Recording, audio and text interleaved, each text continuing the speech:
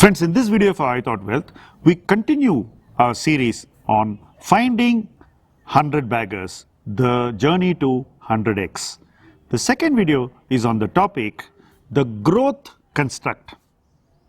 We all know that growth is what is going to develop, evolve and deliver those 100x stocks.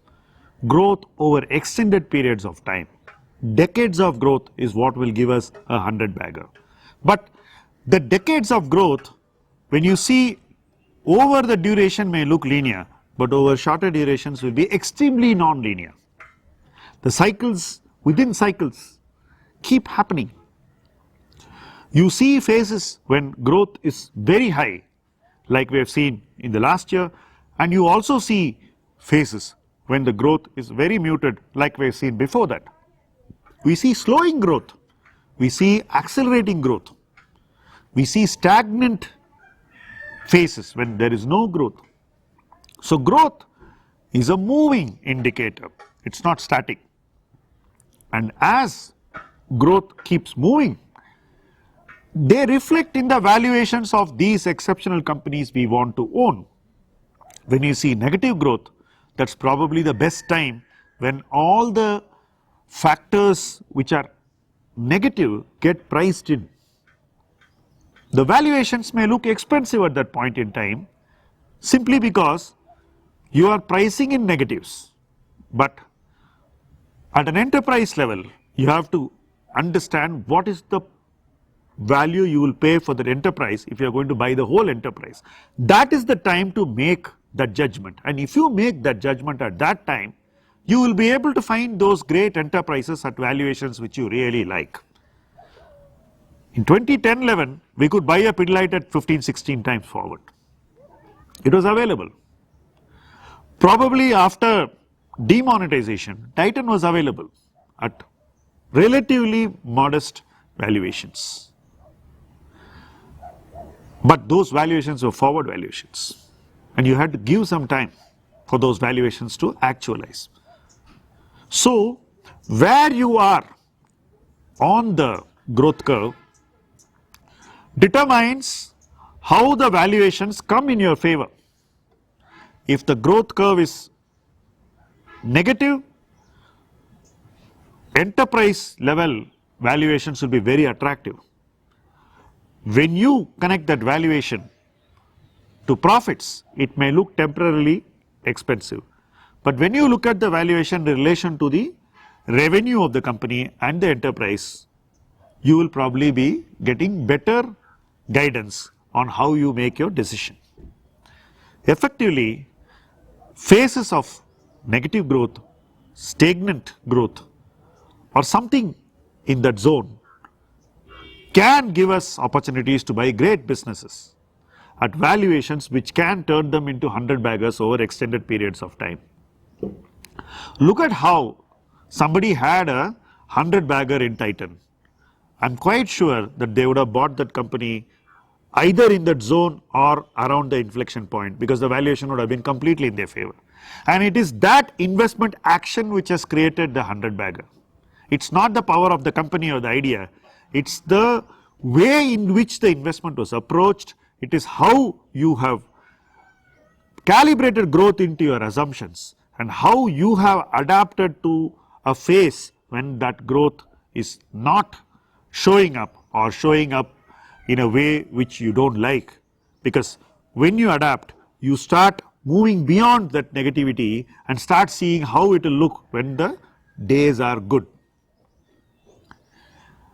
Those who saw 100x in metals between 2001-3 and 2008 did exactly this, because metal stocks were available at low single digit stock prices.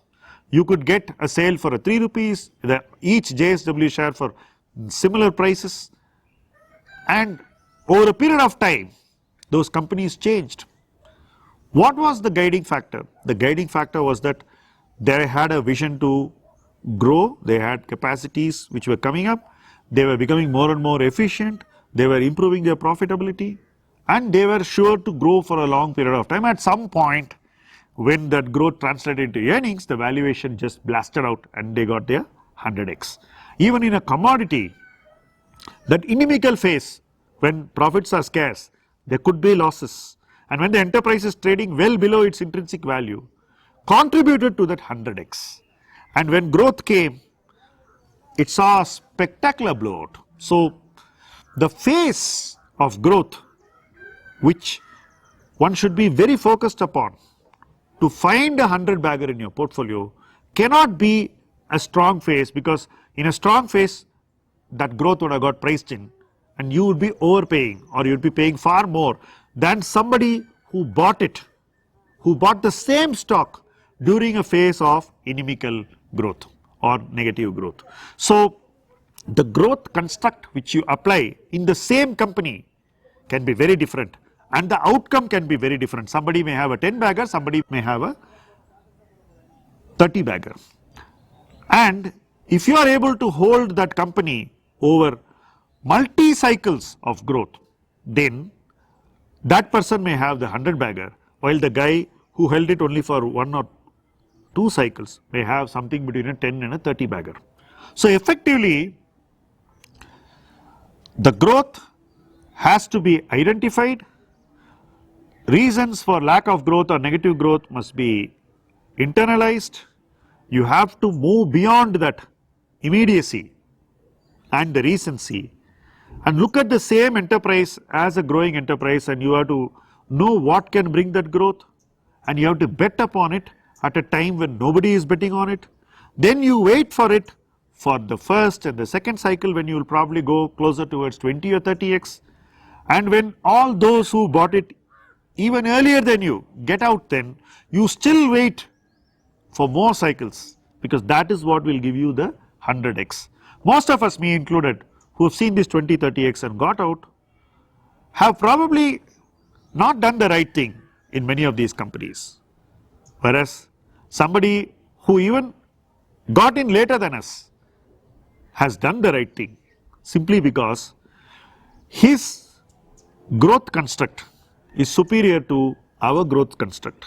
His way of looking at growth is probably superior to how we looked at it, and that is the most important thing for every investor, to land those 100 baggers and 100x stocks in his portfolio.